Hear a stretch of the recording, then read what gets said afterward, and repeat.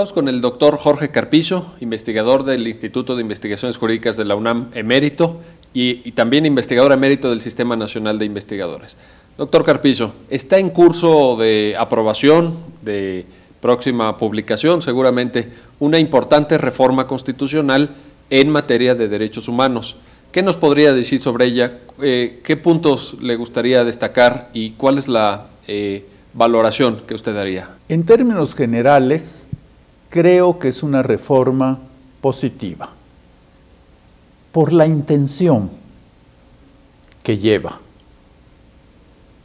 Muchos de los artículos que se quieren reformar, en una buena interpretación de la Constitución, pues no sería necesario.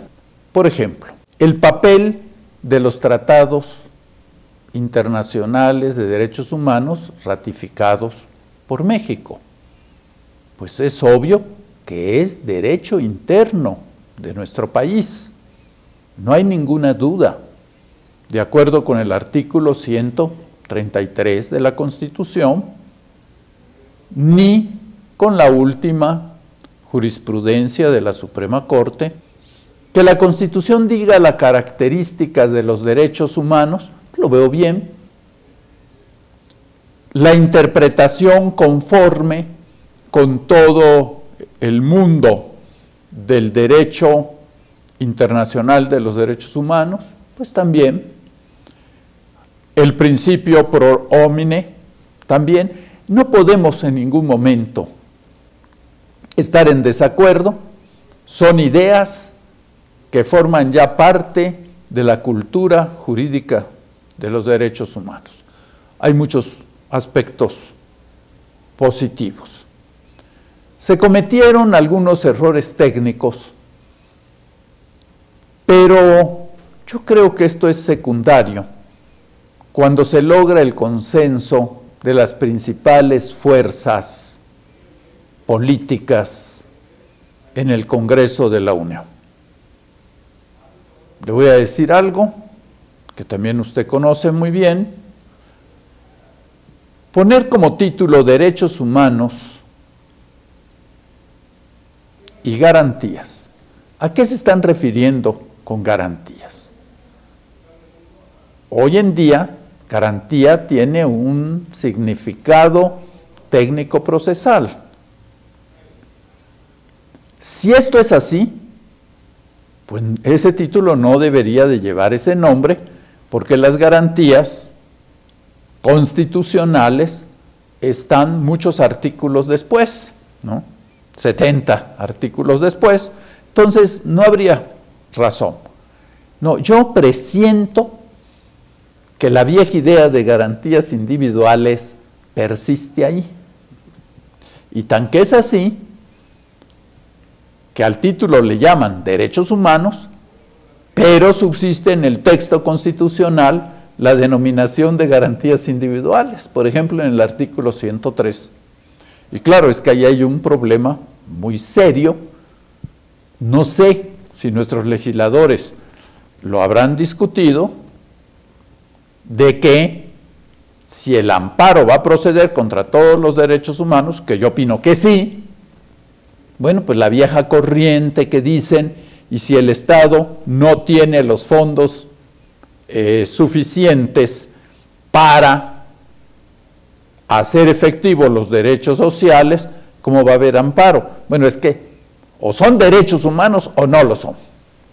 Entonces, pero ese tipo de cosas yo las pondría en un lugar secundario y diría que en términos generales es una buena reforma, necesaria, pero tengo una grave preocupación sobre este paquete, como se le ha denominado.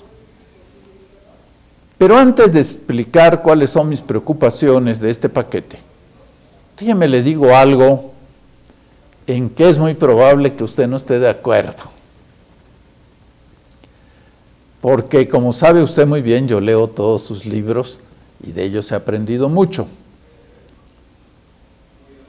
Yo estoy convencido de que es un acierto que el título sea Derechos Humanos. Desde un punto de vista técnico para una corriente, pues no estarían de acuerdo porque se debería de llamar derechos fundamentales. Sin embargo, voy a hacer un pronóstico. La diferencia que se hace entre derechos humanos y derechos fundamentales va a desaparecer. ¿Y por qué va a desaparecer? No sé si en 5 años, en 10 años, en 15 años. Por una simple razón. Primero, porque la base es la misma. El fundamento es la misma, que es la dignidad humana. 2, porque el término de derechos humanos cada día pierde más ese carácter que se le dio deontológico, filosófico. Los instrumentos internacionales hablan de derechos humanos y las declaraciones universal y americana, que fueron declaraciones, hoy es clarísimo que tiene valor jurídico. Entonces ya derechos humanos, decir que tiene un significado deontológico, no, es jurídico, es 100% jurídico. Y entonces, esta es una evolución, van a coincidir. Ya en las nuevas constituciones, por ejemplo, de Europa del Este, se sigue usando el término derechos fundamentales, libertades públicas, pero varias, sus títulos ya es derechos humanos. Y aún en América Latina esta corriente, ya la vamos teniendo, pero en América Latina la tenemos desde 1985 con la Constitución de Guatemala y ahí va. Y México se está incorporando a esta corriente. Entonces, para mí este título no es un error técnico, sino va a ser la corriente del futuro. Doctor, uno de los aspectos que toca la reforma, en los que usted ha trabajado de forma intensa, primero desde el plano académico, luego en la política práctica, es el ombudsman. Usted fue presidente fundador de la Comisión Nacional de los Derechos Humanos. Antes, durante su ejercicio como rector de nuestra Universidad Nacional, impulsó la creación de la Defensoría de los Derechos Universitarios. Respecto de esta parte de la reforma, del mecanismo de garantía no jurisdiccional de los derechos humanos, que es el ombudsman, ¿qué nos podría comentar? Ahí es donde están mis preocupaciones. Es el artículo 102 de nuestra Constitución. Si vemos el nuevo proyecto de reformas para este artículo, también debemos decir que hay aspectos positivos. Pero hay 2 aspectos que me preocupan. Permítame que no me refiera a los aspectos positivos, que indudablemente son varios, sino a los aspectos que me preocupan. Primero, creo que aún nuestro país no entiende bien cuál es la naturaleza jurídica de un ombudsman, que no es un funcionario, que no es alguien que tenga autoridad jurídica, sino es autoridad moral. Indudablemente que hay problemas en este momento, como el número tan alto de incumplimiento de las recomendaciones. Y yo creo que los legisladores mexicanos, de muy buena fe, han querido superar este problema, solo que creo que no han acertado en la solución. Si el tiempo nos alcanza, me referiría yo a esto. Pero veo un problema mayor, que es la función de investigación por violaciones graves a derechos humanos que hoy en día tiene nuestra Suprema Corte de Justicia. Primero, en este proyecto a la Suprema Corte se le suprime esa facultad y esa facultad se traslada a la Comisión Nacional de los Derechos Humanos.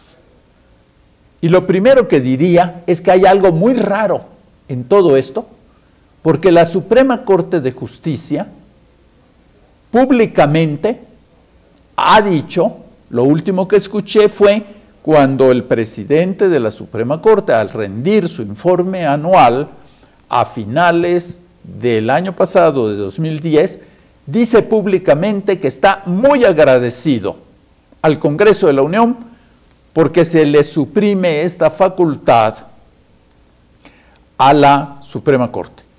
Yo no recuerdo que ningún órgano de poder estuviera feliz de la vida porque le supriman una facultad. Es algo realmente inaudito. Eso quiere decir que la Corte pues no quería esa facultad. Y ya lo sabíamos que lo había dicho, pero lo había dicho en privado a los legisladores. No, esta es una manifestación pública. ¿Y por qué están tan contentos? Porque esta facultad no se entendió bien. Esta facultad, cuando dice violaciones graves, pues toda violación de derechos humanos es grave. Entonces no se está refiriendo a eso. No es el significado gramatical, sino se está refiriendo a situaciones de verdadera conmoción nacional. Eres una garantía, la última que queda, de un carácter moral al máximo tribunal del país para que le diga a la sociedad realmente qué pasó.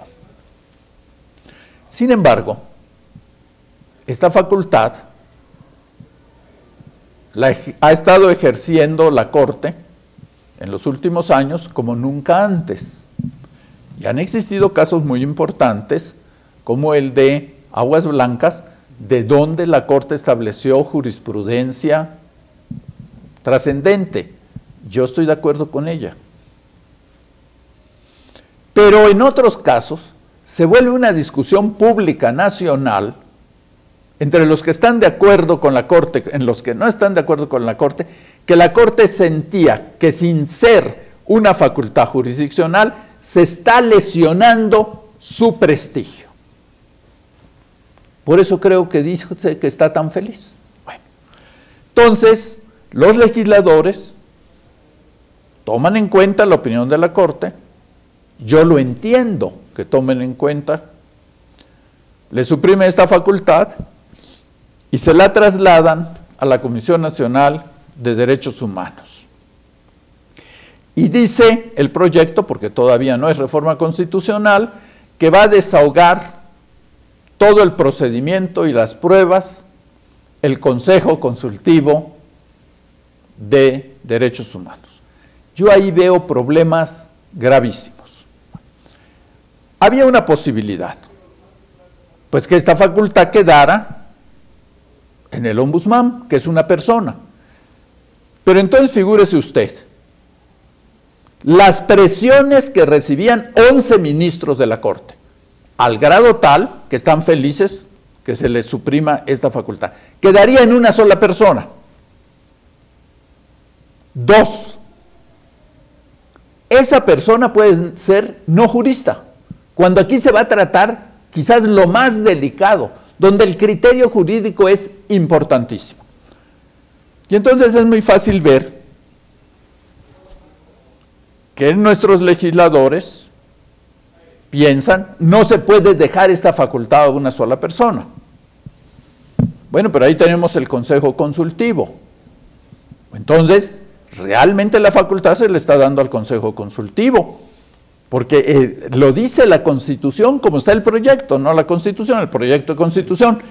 El procedimiento y las pruebas la van a desahogar el Consejo Consultivo. Y ahí veo yo problemas gravísimos.